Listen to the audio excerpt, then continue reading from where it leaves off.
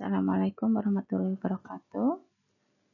Hari ini kita akan masuk ke praktikum mikologi ya. Namun sebelumnya kita akan membahas mengenai mikosis ya, yaitu infeksi yang disebabkan oleh jamur. Ini ada bagian dari buku atlas yang bisa kalian dapatkan dari Ibu Ajeng ya, berupa e-book. Nah, kita lihat dulu apakah itu jamur ya dari sudut pandang cara klinis.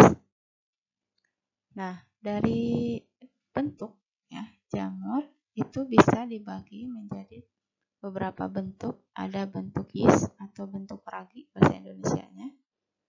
Nah, ini karakterisasinya dia membentuk koloni ya, seperti mirip koloni bakteri ya, kecil bulat begitu. Warnanya ini seperti krem. Nah, kemudian ada bentuk yang lain, yaitu bentuk mold atau bentuk kapang bahasa Indonesianya. Nah, bentuknya berbeda koloninya, tidak seperti yeast, tapi dia seringkali seperti kapas ya, seperti wol atau seperti beludu, dan kemudian kadang berserbuk. Oke. Nah, ada satu lagi bentuk ya. Kadang beberapa spesies ya, khususnya yang menyebabkan infeksi sistemik gitu, bentuknya adalah dimorfik. Dia bisa berubah gitu ya. Dia punya dua bentuk, yaitu dia bisa membentuk yeast, bisa juga membentuk mold. Oke. Nah, itu dari segi bentuk. Kemudian kita lihat dari segi penyakit yang diklasifikasi secara klinis. Biasanya terbagi atas. Yang pertama ada sistemik ya, mikosis sistemik atau dipsit. Nah, ini biasanya menyerang saluran pernapasan ataupun bisa masuk ke sistem tubuh lainnya. Kemudian ada jenis mikosis yang lain, yaitu mikosis subkutan. Ya, itu menyerang kulit tapi bagian lebih dalam ya, bukan bagian permukaan kulit. Kemudian ada yang lain, yaitu infeksi mikosis superficial. Nah, kalau superficial ini dia hanya menyerang bagian permukaan, dia hanya mengenai lapisan keratin pada kulit, pada kuku atau pada rambut. Oke. Dan tidak menimbulkan respon imun yang berarti. Nah, yang mikosis yang tadi ya, mikosis yang sistemik, nah biasanya ada juga yang bersifat oportunis. Oportunis itu tidak menyerang semua orang, tetapi apabila lingkungan keadaannya mendukung, maka dia akan menimbulkan penyakit. Nah, biasanya dia mengenai host atau inang yang imunokompromis atau dia yang daya tahan tubuhnya rendah. Misalnya penderita AIDS atau kanker atau pasien transplantasi. Gitu. Baik, kita lanjutkan. Terdapat 5 jenis mikosis berdasarkan derajat masuknya ke dalam jaringan dan cara memasuki host. Ada mikologi kulit ya, ada mikosis superficial, mikosis cutaneous, dan mikosis subkutan. Namun pada atlas yang telah kita lihat tadi, mikosis superficial dan cutaneous itu disatukan menjadi mikosis superficial. Kemudian berdasarkan penyakit infeksi, mikologi sebagai penyakit infeksi, ada mikosis sistemik dimorfik dan ada mikosis sistemik oportunistik. Yang pertama kita lihat bahas yang mikosis superficial. Nah, superficial ini adalah permukaan bagian atas ya. Jadi infeksi fungi ini terjadi pada sepanjang bisa barisan rambut dan bisa juga di sel epidermal permukaan, jadi kulit bagian atas. Nah, di iklim tropis ini banyak terjadi karena kelembabannya tinggi ya.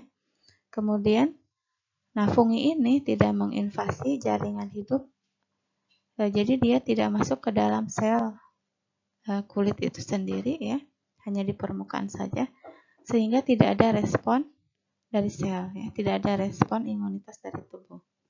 Nah, infeksi ini seringkali tidak berbahaya, jadi biasanya penderita tidak terlalu menganggap penting penyakit ini. Di sini kita lihat tabel ya, mikosis superficial, ada nama penyakit, organisme penyebab, dan insidennya.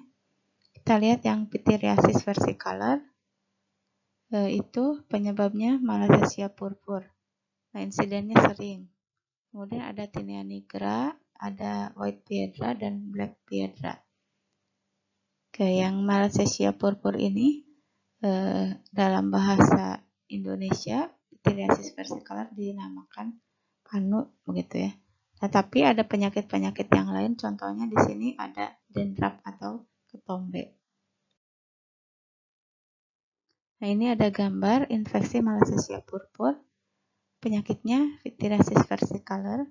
Kalau kita lihat dari namanya ini versicolor, jadi dia ada perubahan warna.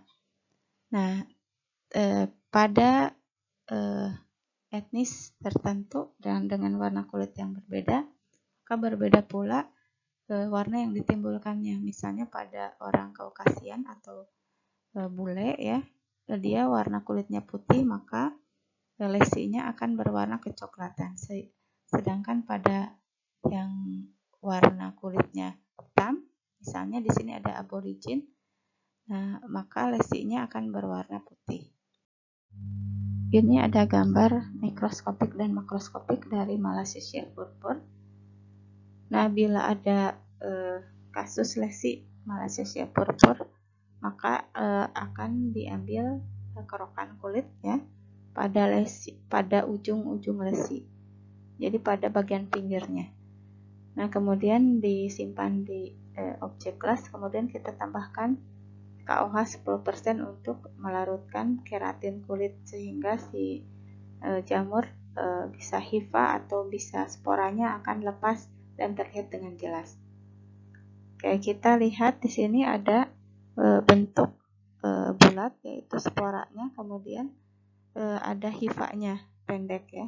Itu adalah pseudohifa atau hifa palsu, hifa tidak sejati gitu ya. Nah, kemudian yang bawah ini ada biopsi kulit. Nah, ini menunjukkan ada yeast dan pseudohifa dari Malassezia purpur. Khas bentuknya, pseudohifanya pendek, kemudian ada bulat sporanya. Kalau pada referensi lain itu disebut seperti noodle-like, meatball-like ya. Jadi seperti mie dan bola bakso begitu ya kalau diistilahkan. Itu satu referensi menyebutkan seperti itu. Nah, kemudian kita lihat ada kultur Malassezia purpurnya pada agar taxon. Nah, untuk koloni dari Malassezia purpur ini ada contohnya ditumbuhkan pada agar SDA, Saprobixtros agar. Ini warnanya kuning sampai coklat ya, atau krim begitu. Kemudian lembut dan kering. Nah, ini kering. Jadi berbeda dengan koloni misalnya Candida albicans. Kalau Candida albicans itu koloninya seperti likat begitu ya, tidak kering. Tapi kalau Malassezia purpur ini ciri khasnya adalah kering. Nah, kemudian ini dia akan tumbuh lebih subur bila ditambahkan minyak. Di sini disebut ada minyak zaitun ya, karena dia membutuhkan asam amino tertentu untuk tumbuh dengan baik. Jadi bila pada yang kandungan minyaknya banyak gitu, maka dia akan tumbuh lebih baik. Ini adalah preparat dari Malassezia purpur. Bentuknya ada yang panjang ya, biasanya gitu, seperti palisade gitu. Namun ada juga yang yeast-like atau seperti ragi, dan bisa muncul juga yang ciri khas seperti bola bowling, seperti ini ya, bowling pin morfologi. Ini khas bisa diamati pada Malassezia purpur.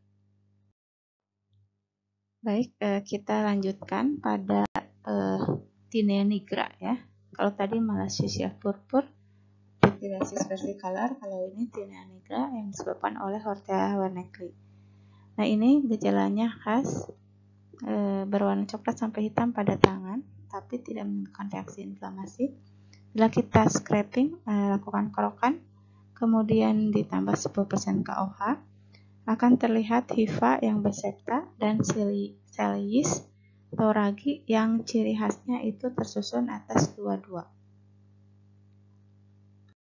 Nah, kemudian ini ada piedra hitam ya.